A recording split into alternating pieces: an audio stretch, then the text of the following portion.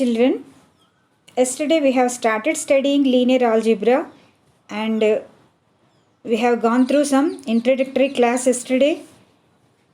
Let us see what are the topics and how that linear algebra we can enter into. The topic linear algebra is related to the solutions of systems of linear equations, and we have seen that linear algebra is the key subject which helps in large scale computations, and we have also seen that linear algebra has so many wide applications in the fields like oil exploration, linear programming, electrical networks, etc. And I have given you the detailed explanation how that linear algebra helps in application of oil exploration, linear programming and electrical networks yesterday. And to learn linear algebra we have seen that we need to know some prerequisites, and those cover the topics. Those are the prerequisites that we need are various sets like R, R2, R3, Rn, Pn, etc. And the second topic in prerequisites is matrices, and the next one is determinants, row reduction and echelon forms, pivot positions and pivot columns, systems of linear equations, invertible matrix theorem. Actually, all these topics you have already studied in your earlier classes. Now it is the time just to recall them and use wherever we need in the topic linear algebra. So now I want to make you recall of all these topics one by one, and now I start with the set R. As we have seen yesterday, the set of real numbers R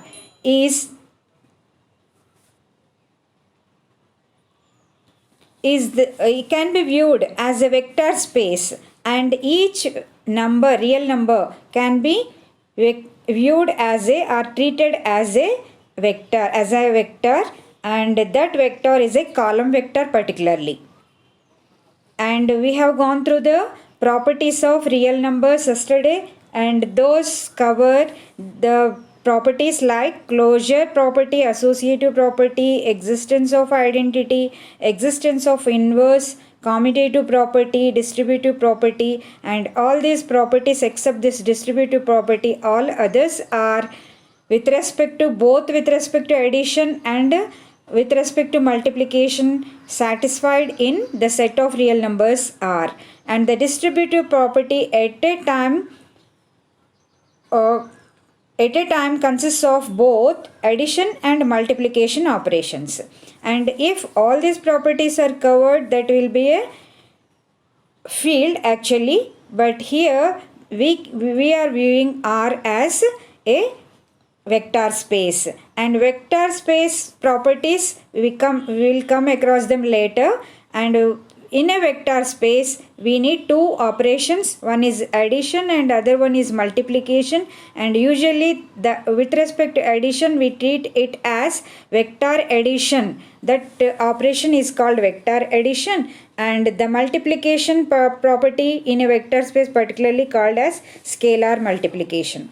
And in the set R2 we have seen that R2 is set of all ordered pairs A comma B, such that A comma B belongs to the R, that A comma B are real numbers, and A comma B taken together in a particular order, maintaining some order, then they are called they are taken together is called an ordered pair.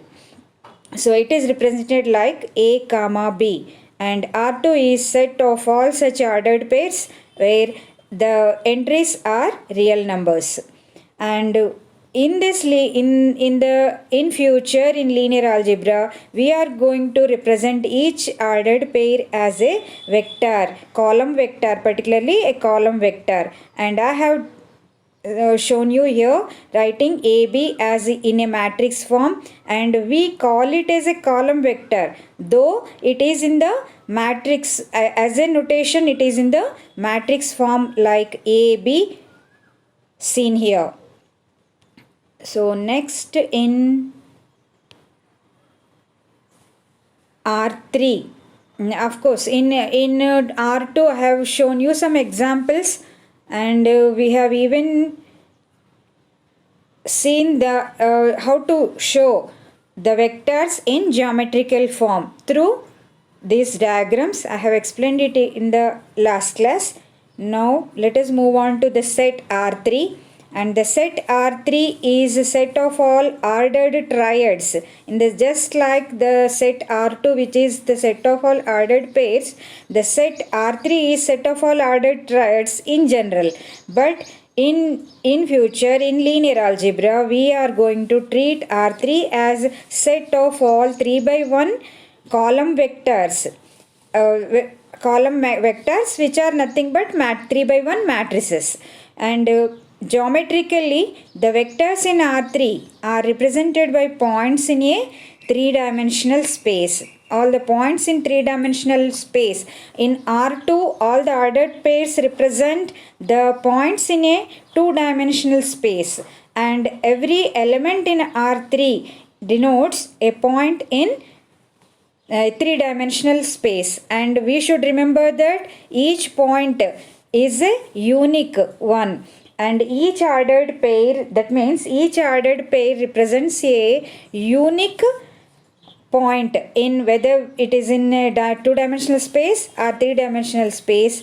If we are taking an ordered pair, that represents a unique point in two-dimensional space, and if we are taking an ordered triad, that represents a unique point in three-dimensional space. But as far as referring to our study of linear algebra, we are treating each element of R3 as a column vector of order 3 by 1.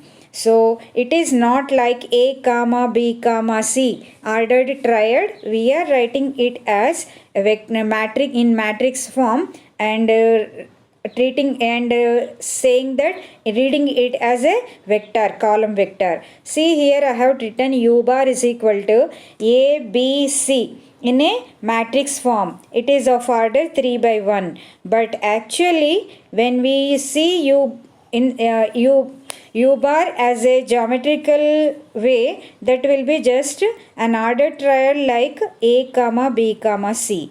But our purpose, we are treating the ordered triads as column vectors of order 3 by 1, and hence U bar is equal to a column vector like A B C, and V bar I have taken another vector D E F, which is also a 3 by 1 column vector, and these two vectors can be added by the property of matrix addition. How that can be done? See here, U bar plus V bar is equal to, U bar is the column vector ABC plus V bar is the column vector DEF. When we add the two, the corresponding elements will be added and be placed in the corresponding positions.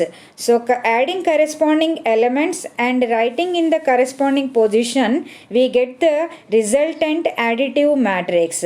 That is done by properties of additional property of matrices. So ABC plus DEF I have written as A plus D, B plus E, C plus F. And the next one is this U bar plus V bar is nothing but vector addition property in the set R3. And I have said that a vector space consists of two operations mainly. One is vector addition and the other one is scalar multiplication. And hence the vector addition, now we can see U bar plus V bar is again an element of R3, and hence here A plus D, B plus E, C plus F, the resultant matrix of adding with that we got adding u bar and v bar is again a 3 by 1 matrix and hence belongs to R3, and hence u bar plus v bar is an element in R3. That is how we can say that vector addition exists in R3. And now see how, what about scalar multiplication, whether it exists in R3. Ku bar, here k is a scalar, and we are saying that something is a scalar, we should understand that it is nothing but a real number. Scalar means in our notation it is a real number. So all scalars are nothing but the elements of the set capital R. They are simply the real numbers. So Ku bar is equal to, here k is a scalar, that means k is a real number, and Ku bar I am taking means k times k into the vector u bar. Here k is scalar and u bar is a vector. U bar is in matrix form ABC. It is a column vector, 3 by 1 column vector, and as it is a matrix, we can, by matrix multiplication by a scalar, we can write k in times of ABC is equal to KA, KB, KC, and we can see that is again the resultant matrix when we multiply a vector 3 by 1 vector u bar by a scalar k. The resultant matrix obtained is again a 3 by 1 column vector, and hence it is an element of R3, and hence we can understand that u bar plus v bar belongs to R3 and Ku bar belongs to R3. That means vector addition and scalar multiplication both exist in the set R3, and hence we can view R3 as a vector space, and each element of R3 is treated as a column vector. So column vector, we read it as column vector, but we write it in matrix form. Understand that even though we are reading it as a column vector or simply vector, but in notation, in writing, we have to write it in matrix form. So u bar is equal to A, B, C. It is a vector, but it is a column vector, but it is represented in matrix form as with order 3 by 1. Thus R3 is a vector space, and each ordered triad in R3 can be treated as a column vector in R3. And next, let us see what is Rn. Rn means this R3 is called 3-dimensional space, and R2 is called 2-dimensional space. R2 is called 2-dimensional space of real numbers. R3 is called 3-dimensional space of real numbers. Whereas in general, an n-dimensional space, it is denoted by Rn, and the set Rn consists of all n-tuples, ordered n-tuples. When we talk about R2, we call the elements in R2 as ordered triads. Whereas when we are talking about R3, the elements of R3 are called as ordered triads. And when it is the time to talk about Rn, we call the elements of Rn as ordered n-tuples. N-tuples means n number of elements in an are taken in some order, maintaining some order, and hence it is called an ordered n-tuple. So n should be some positive integer. Then Rn denotes the set of all ordered n-tuples of n real numbers, which are written as n by 1 column matrices, such as u bar is equal to u1, u2, so on, un. How we are writing u bar? In a column vector. Even though it is an ordered n-tuple, it is actually each element in Rn looks like u1, u2, so on, un in round brackets. But when in linear algebra, when we apply this, when we use this Rn in linear algebra, we should take each element in Rn as a column vector, and hence u bar, instead of writing it in round brackets with commas, we are taking u bar as a vector and writing it is in matrix form like this. u1, next element is u2, so on, the last element is un, and they are, how many rows and columns are there? Can you say? There are n rows and 1 column. Each element comprises a row and all the elements are in single column, and hence the order of this element u bar is n by 1, and hence it is a n by 1 column vector. Therefore u bar is equal to u1, u2, so on, un is a typical element or an arbitrary element in the n-dimensional space of real numbers Rn, where n is any positive integer. So in Rn also, we can see that addition and scalar multiplications, both the operations exist in Rn and are defined just like in R2 and R3 as a point-wise addition or point-wise multiplication. So how it can be done? Let us see. If u bar, to add two vectors, we need two vectors first of all. So I am taking two vectors here. One is u bar is equal to u1, u2, so on, un in matrix form, and v bar I have taken as v1, v2, so on, vn in another matrix, and both of them are in matrix E. Both of them are matrices of order, each of order n by 1, but they should be called as read as column vectors. So the column vectors u bar comma v bar in Rn, let us see whether they can be added, and if so, how can they be added.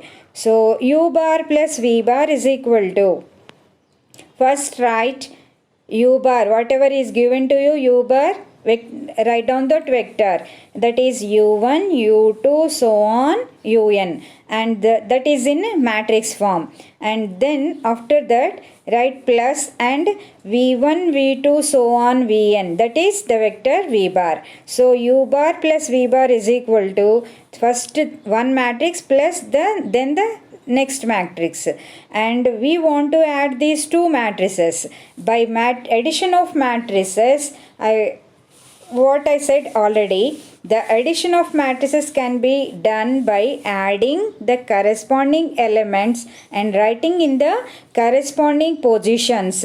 Then we can, whatever be the resultant one, that matrix is the addition of matrices of given matrices. So u1, u2, so on, un plus v1, v2, so on, vn is equal to u1 plus v1. That is we are adding both the first vectors in both the first entries of both the matrices and writing it as the first entry in the resultant matrix. So u1 plus v1, if we go like this, the next element is u2 plus v2, and so on, the last element is un plus vn, and this we can see that this element, whatever will be the resultant element, that is nothing but again n by 1 column vector, and hence it should be an element of Rn. And so u1 plus v1 plus u2, and the next element is u2 plus v2, and so on, the last element is un plus vn, that is again a matrix of order n by 1, and that belongs to Rn. That means the vector addition is satisfied by the elements of Rn, and hence the vector addition exists in the set Rn. And let us see what about the scalar multiplication. Take some scalar k. As I said, k is a scalar, means it is nothing but a real number. So k u bar is equal to K times U bar. Instead of U bar, we have to write down its matrix form, that which is a column vector, and that is K times U1, U2, so on Un. And by scalar multiplication of matrices, we can say that K times U1, U2, so on is nothing but each of the entry of the matrix should be multiplied by that scalar, and hence we get the resultant matrix as Ku1, Ku2, so on Kun. And so we can see that this is a matrix of again of order n by 1, and each entry is a real number, and hence this again belongs to Rn. So we can say that, we can conclude that the scalar multiplication in Rn exists, and Ku bar, it can be defined like this: Ku bar is equal to K times U1, U2, so on Un, and that is further equal to Ku1, Ku2, so on Kun. So this is how vector addition and scalar multiplication both are existing in Rn, and hence Rn can be viewed as a vector space, and each element in Rn can be treated as a column vector, and each column vector is in R by n, Rn is of order n by 1. Each column vector in Rn is nothing but a matrix of order n by 1. So the vector whose entries are all 0 is called the zero vector and is denoted by 0 bar. Whether it is, this is a general notation, zero vector. I am not talking about only Rn. Whatever be that n, if n is 1, that will be R. If n is 2, that is R2. If n is 3, that will be R3. So on. In general, Rn I am talking about, and in Rn, the z, if all the entries in that column vector are zeros and no other non-zero real number exists as an entry in a column vector, that means every element in the column vector is 0, then that column vector is called, whatever be its order, it is called zero vector and is denoted by 0 bar. So zero vector exists in R bar, capital R, in the set R, and that means in the set of real numbers R, and 0 bar exists even in the set R2, but 0 bar in R is taken as a matrix singleton set matrix just containing 0, and a matrix with single entry 0 in R is called as 0 bar. In R2, it should be a 2 by 1 matrix. That means a matrix of order 2 by 1, 0, 0. And in R3, the 0 vector should be like 0, 0, 0 in a column. And it is a column vector of order 3 by 1. So in general, in Rn, the 0 vector should be 0 bar is equal to 0, 0, so on 0 up to n entries. So that is again a column vector. So after going through so many points about learning so many things about the set R, set R2, set R3 and so on, Rn, we have learned so many things. We have gone through vector addition, scalar multiplication, etc., and how the elements of each set look like. But we at this juncture, we need to know some important point about the important point to be remembered about all these sets. What I want to say here at this juncture is, in the usual concept as sets of numbers, we can say that R is a subset of R2 and R2 is a subset of R3 and R3 is a subset of the next R4. So on, we can say that all are subsets of Rn in general for small n belongs to capital N. That means for a positive integer n. But R is a subset of R2 means any number 2 can be written as 2 comma 0, and that can be taken as an element in R2. And an element in R2, 2, if it is 2 comma 3, then 2 comma 3 comma 0 can be taken as an element in R3. In that way, we can say that R is subset of R2 and R2 is subset of R3 and so on. Each is a subset of the other one, and finally they are all subsets of Rn in general. Geometrically also, we can say that R is subset of R2 and R2 is subset of R3 and R3 is subset of the next one and so on Rn. Because here I have written below that sets in R, when we view the sets in geometrical manner, we can say that the elements in R, the real numbers are, each one is a line, R2 is plane, R3 is space, and Rn is n-dimensional space. So in R, a line or whether it is a point or a line. Point, when it is a point means only if we take one number, and if we take two numbers at a time, that will be a line, and that line will be in the space R2. A two-dimensional space is called a plane, and three-dimensional space is R3. A plane can be viewed as a subset of a space, three-dimensional space, and so on. We can say that in general R is a subset of R2 and R2 is a subset of R3 and so on. They are subsets of Rn geometrically also. But now we have to remember that we are viewing the sets R, R2, R3, so on, Rn as vector spaces now.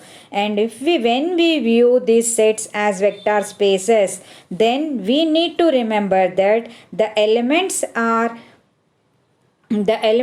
of these sets are treated as column vectors, and those column vectors in these sets are like U bar is equal to a matrix with single element A, and that matrix is a column vector in the vector space R, and U bar is a column vector of R with order 1 by 1. And if I take some element in R2, that is a column vector, V bar is equal to AB. It is a 2 by 1 column vector and that belongs to R2. That means V bar is a column vector of order 2 by 1 and that belongs to R2. And W bar is equal to ABC. That belongs to R3. So W bar is a column vector of order 3 by 1. Here I have written n by 1. It is 3 by 1. 3 by 1 in R3. So W bar is a 3 by 1 column vector in R3. And so on. In general, an element in Rn can be represented as x bar is equal to a1, a2, so on, an, and which is nothing but a column vector of order n by 1. And that means in the set R, the elements are 1 by 1 column vectors. In the set R2, the elements are 2 by 1 column vectors. And in the set R3, the elements are in column vectors of order 3 by 1. In general, we can say that in Rn, in the set Rn, each element is a column vector of order n by 1, where n is a positive integer. That means a matrix of order 1 by 1 cannot be a subset of the set of matrices of 2 by 1 order. That means R is not a subset of R2. Similarly, a 2 by 1 matrix cannot, the set of all 2 by 1 matrices can never be a subset of the set of all 3 by 1 matrices. So, the 2 by 1 matrix, a set consisting of 2 by 1 matrix cannot be a subset of a set consisting of 3 by 1 order matrices. And hence, R2 can never be a subset of R3. And so on, we can say that In that way we can say that R is not subset of R2, R2 is not subset of R3, and so on. And this happens only when we view or when we treat these sets R, R2, R3, so on, Rn as vector spaces. Otherwise R will be a subset of R2, R2 will be a subset of R3 in general. But when we view these sets as vector spaces, this can't happen. This can't be true. Okay, next I want to go through some note. That means a point to be remembered. What is that? This is the definition of vector space. So far we are talking about vector space, but what is the vector space actually? As I already said, it is a space which consists of two main operations. One is vector addition and other one is scalar multiplication. So here we can go through the actual properties, the actual definition of a vector space. So if u bar, v bar, w bar are in Rn and c comma d are scalars, then with the usual addition and scalar multiplication in Rn, that we have already seen in the set when we defined the set Rn. So using those two operations in Rn, taking the elements as u bar, v bar, w bar and as column vectors in Rn, and c comma d, let us take them as scalars, that means they are real numbers. Then how can we have the properties of vector space? Let us see. The first one is u bar plus v bar is equal to v bar plus u bar. So the first property in a vector space is with the commutative property with respect to addition, and that goes like this: u bar plus v bar is equal to v bar plus u bar. And the second property of vector space is associative property with respect to addition, and hence it is defined as u bar plus v bar times plus w bar is equal to u bar plus of v bar plus w bar. In both ways the addition gives you the same resultant. So the associative property with respect to addition is also in Rn under vector addition. And the next property is, third one is existence of identity with respect to addition. And as we have defined the zero vector, 0 bar, in R, R2, R3, in general in Rn, there exists a zero vector which consists of all entries as zeros in that matrix. So u bar plus 0 bar always gives you u bar again, and 0 bar plus u bar also gives you the vector u bar again. That is how 0 bar acts as additive identity in Rn. Now the next property of vector space is, fourth one is u bar plus minus u bar is equal to 0 bar is equal to minus u bar plus u bar. And what is this property called? This property is nothing but inverse axiom or inverse property with respect to addition, and 0 bar is the additive identity, and minus u bar is the additive inverse of u bar. And minus u bar, what do we mean by minus u bar in this context is, minus u bar is equal to minus 1 times u bar. It is a scalar multiplication of u bar by the scalar minus 1. And the fifth property says that fifth and sixth are the properties of distributive laws. One is left distributive law, fifth one is left distributive law, and the sixth one is right distributive law. But here there is some difference. In fifth one we have taken both vectors u bar plus v bar in brackets, and we are going to multiply it with a scalar c. And whereas in sixth one, c plus d both are scalars, and we are going to multiply that scalar. First we add the scalar, then we multiply that scalar to the vector u bar. So these two are left and right distributive laws in some different manner. So C times of U bar plus V bar is equal to CU bar plus CV bar. That means scalar multiplication is distributive over vector addition. And similarly, by the sixth property, we can understand that C plus D times U bar is equal to CU bar plus DU bar. That means the scalar addition is distributive over vector multiplication. That means vector multiplication is distributive over scalar addition.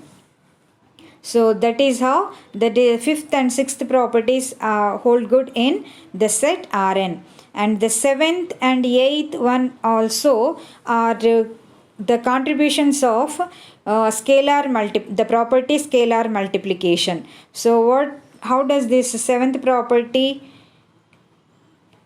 define a scalar multiplication? C times du bar is equal to CD times u bar. That means both the scalars C and D should be multiplied first, and we get a single scalar, and that single scalar, by scalar multiplication of matrices, we can multiply it to u bar, each entry of the column vector u bar. So, and the eighth property says that 1 times u bar is equal to u bar. This is the scalar multiplication itself, but it is in particular they are taking the scalar 1 and they are saying that 1 times u bar is nothing but equal to u bar itself. And these 8 properties constitute a vector space. Properties of a vector space, and as all these properties are satisfied in Rn under vector addition and scalar multiplication in Rn, and hence we can treat Rn as a vector space with elements as n by 1 column vectors. We can prove these properties also. And I have shown how to prove two properties among the above said 8 properties. I want to prove them, but the remaining you have to prove on your own. Try them at home. See how we can prove 2 properties at least now. Let u bar is equal to u1, u2, so on un, and v bar is equal to v1, v2, so on vn belongs to Rn. Here I have taken both the vectors u bar and v bar as ordered n-tuples. Even we can write them as column vectors of n by 1 order also.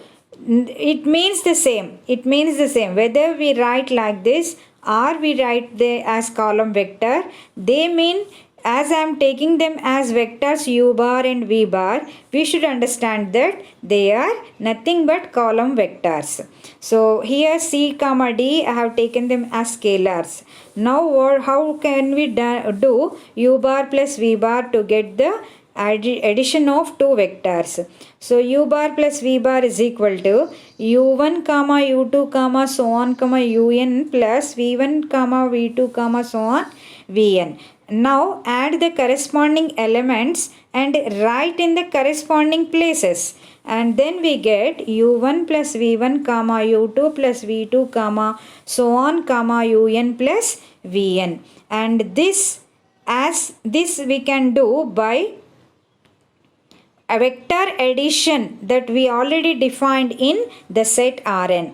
And then next I have changed the positions of u1 and v1. In the next step I have taken u1 plus v1 as v1 plus u1, and I have written u2 plus v2 as v2 plus u2, so on un plus vn can be written as vn plus un. And how did I do this? By using which property I could do this?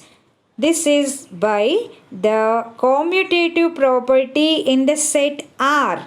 Each element in this ordered triad is a real number, is an element of the set R, and hence as in R, the commutative property in table I have shown you, the commutative property with respect to addition is satisfied in the set R, and hence u1 plus v1 we can replace it by v1 plus u1. So this can be done by commutative property with respect to addition in the set R.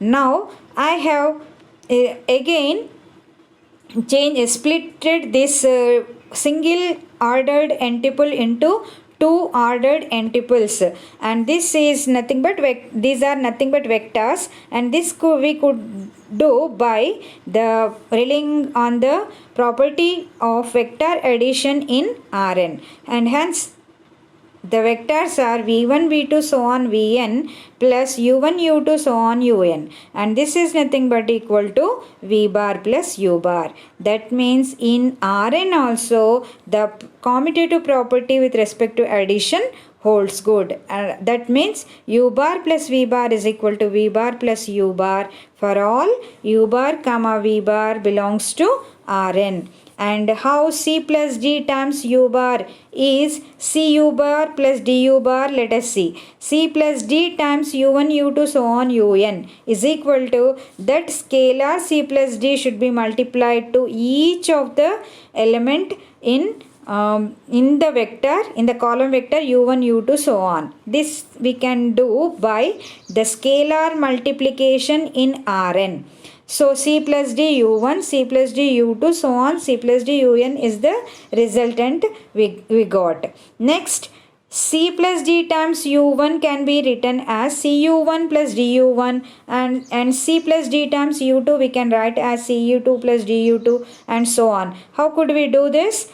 As each element of this ordered n-tuple is a real number, is taken from the set R, and we have seen in the table in the earlier class, in the yesterday's class, that R satisfies the distributive laws, both left distributive law and right distributive law. Here by right distributive law we can write it as CU1 plus DU1 and so on. Next, in the next step, I have splitted this single n-tuple into addition of two n-tuples. How could we do that? This can be done by vector addition in Rn, and hence it is CU1, CU2, so on CUN, in if that is a single n-tuple, and plus this is added to another n-tuple DU1, DU2, so on DUN, and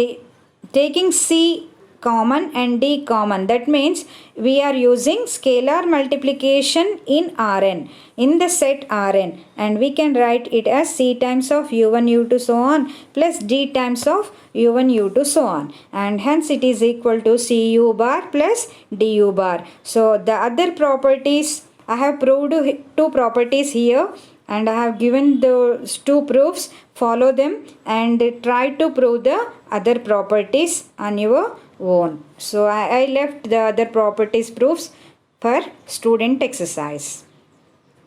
And the next set, in the first point of prerequisites, the last set we have to go through is the set Pn of polynomials. If n is a non-negative integer and a0, a1, a2, so on an, where an not equal to 0, compulsorily this is a condition, the compulsorily an should be not equal to 0.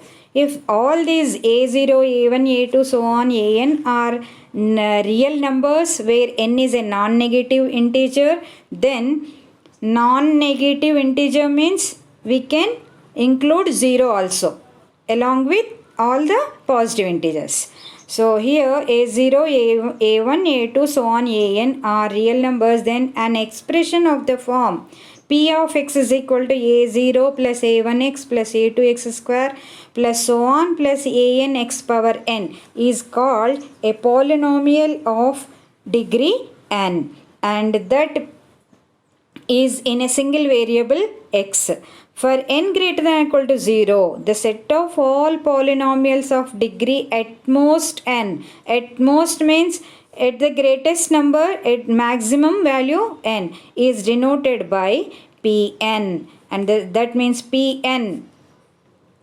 This Pn denotes the set of all polynomials of degree n, and where n is greater than or equal to 0. For example, 5x plus 3 is a polynomial of degree 1. And the next example I have given is 3x square minus x plus 4. This is a polynomial of degree 2. And particularly the polynomial of degree 2 is called quadratic expression or a quadratic polynomial. While 2x cube minus 7, this is another example I have given. This is a polynomial of degree 3 and this is called a cubic polynomial or cubic expression. Here 2x cube minus 7, we can see that some terms are missing. If we express it in the form a0 plus a1x plus a2x square plus so on anx power n, we can see that some terms are missing. Particularly x square and x terms are missing. Even though those two terms are missing, we can treat 2x cube minus 7 as a cubic polynomial, because if we write 2x cube minus 7 as 2x cube plus 0x square plus 0x minus 7, then it can be viewed as a cubic polynomial or a polynomial of degree 3. So this is so let us see once again. Each polynomial can be written as P of x is equal to a0 plus a1x plus a2x square plus so on plus an x power n. And this is a polynomial of degree n, where the condition is a0, a1, a2, so on, an are all real numbers, and particularly the last element, the last coefficient, that is of x power n, should be not equal to 0. That is, an is not equal to 0. And then it is a polynomial of degree n. And Pn, this Pn is the set of all polynomials of degree at most n. That means less than or equal of all polynomials of degree less than or equal to n. At most n means, what do we mean by at most n? That is, at most n means less than or equal to n. So Pn consists of Pn is a set of all polynomials of degree less than or equal to n, and n is an integer, n is a positive integer, and it is greater than or equal to 0. Not positive integer, it is a non-negative integer. It may be 0 or positive. So now we should go through some key points or note important points to be remembered, that those are mentioned in a note like this. The first point is, if p of x is equal to a0, if we have the polynomial with single constant, all other coefficients, coefficient of x, x square and so on up to x power n, all the coefficients are zeros except the constant a0, then how can we call it as a polynomial? Yes, we can call it as a polynomial, and its name is constant polynomial. If p of x is equal to a0 and a0 is not equal to 0, then p of x is called a constant polynomial. And what should be its degree? As there is no x term, and even if we suppose a0 is the coefficient of some x, then that x term should have the power 0. So a0 x power 0. That means the highest power of x in this polynomial is 0, and this polynomial can be treated as of degree 0. So if p of x is equal to a0, only constant term, then, and which is not, that constant is not a non-zero number, is not 0, then we can call p of x as a constant polynomial, and that is of degree 0.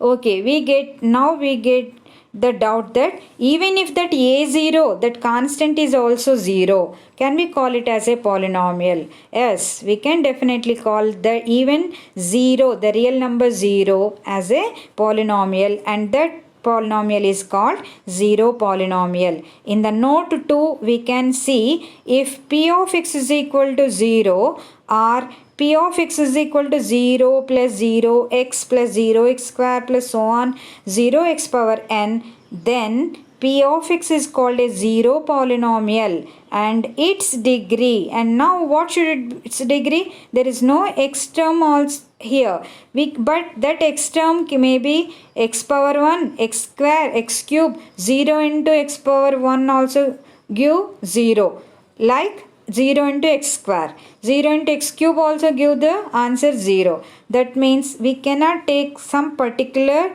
value, a particular x term besides that 0, and hence the degree is not defined for this zero polynomial. So what I have written here in note 2, if px is equal to 0, then px is called a zero polynomial and its degree is not defined even though zero polynomial is included in the set of all polynomials Pn. Of course, zero polynomial, even though it has no degree, it is treated as an element in the set of all polynomials Pn. Now, how can we add two polynomials? Addition of two polynomials. Already I have taken one polynomial namely P of x, and I have taken P of x as a0 plus a1x plus a2x square plus so on an x power n in the definition of the set of polynomials in the beginning itself.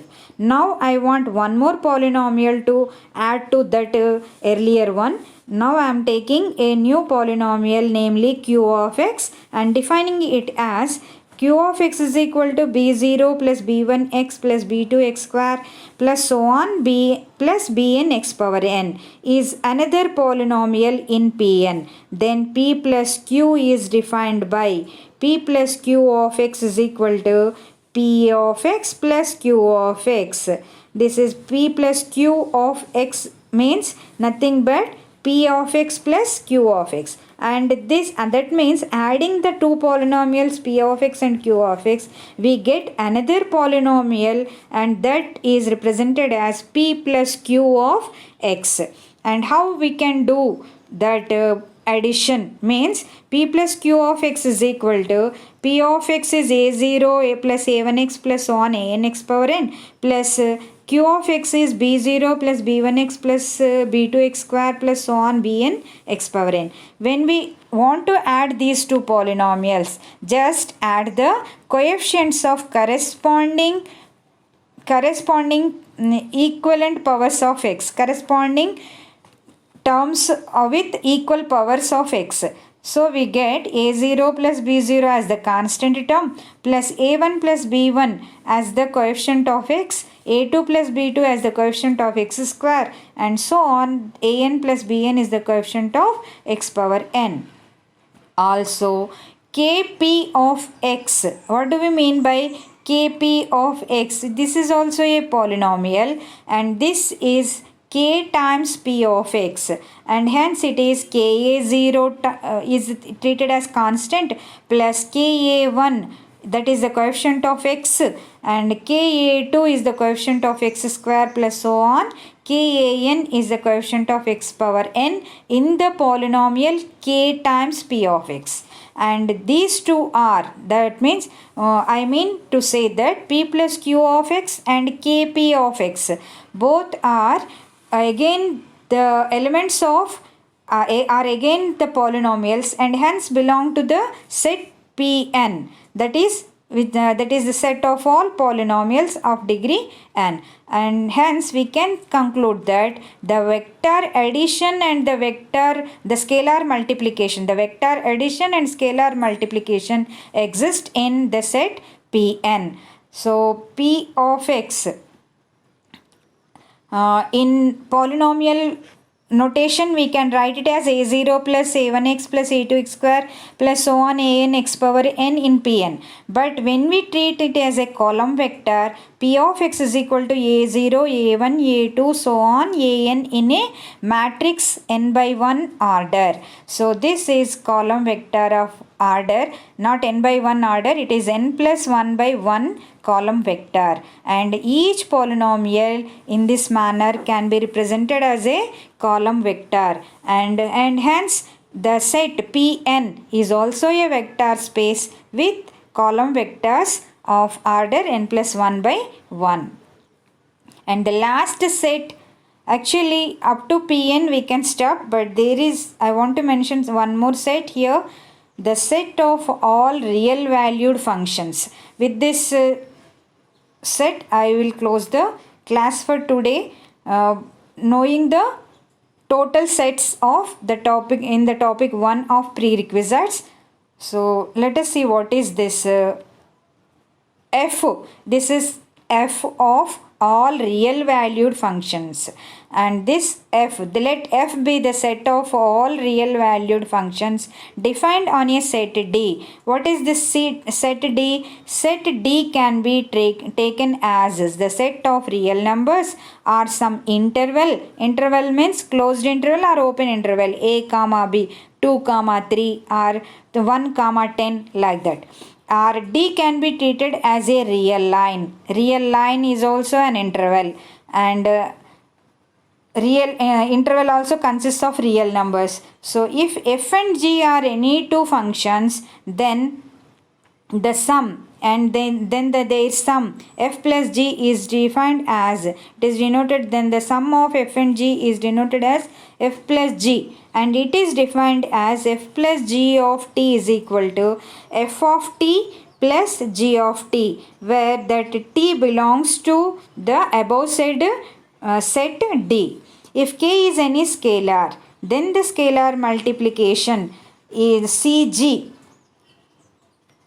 I want to say it is Kg. Don't take it as Cg, it is Kg. Kg is defined as Kg times t is equal to k times g of t, where t belongs to D. Hence, f is the set f of all real valued functions can be treated as a vector space under such functions addition and scalar multiplications. So with this I will close the class today. So we have gone through all the sets which can be treated or viewed as vector spaces and can be considered for the further study of in linear algebra. Then next thing tomorrow I want to deal with the basics of topic matrices. That is the second topic which is required as a prerequisite in learning linear algebra. Okay, with this I will stop the class today. Go through the yesterday's lecture and today's lecture very well and take down one, if you can, write the running notes. Of course I will provide you the notes later, but have the habit of taking running notes and of making notes of your own. Okay children, prepare well.